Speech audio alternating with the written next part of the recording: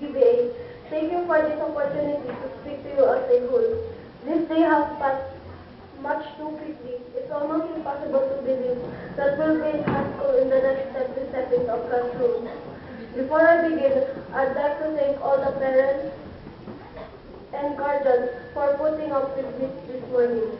Without the support of our family, none of us would have come this far.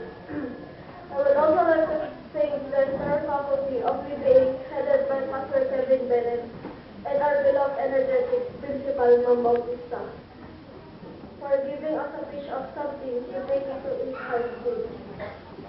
Considering what they pay both of you, I probably can thank you enough. Fellow students, remember when we first came to school, we were skeptical. All of us have been pulled out of our comfort zone and pushed into new environments with new rules, new teachers, and new peers.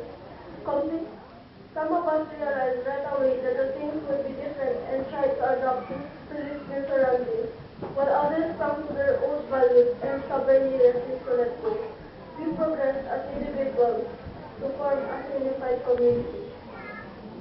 Most of us will probably be able to relate to this familiar text in Psalms 119, verse 105. Your word is a lamp unto my feet and a light unto my path. Truly that we are blessed because our school molded us with Christian values and we were founded with the word of God. We were trained and memorized verses a lunch, which to me are vital importance.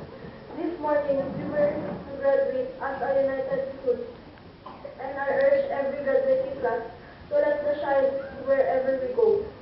Lastly, please allow me to express my heartfelt gratitude to Ma'am Irene Tuong, my mentor in piano, Ma'am Jebra Leon, and my beloved teacher, Ma'am Saklangan. In closing, parents, invited guests, teachers, and students of today, thank you for listening. God bless and have a pleasant day ahead.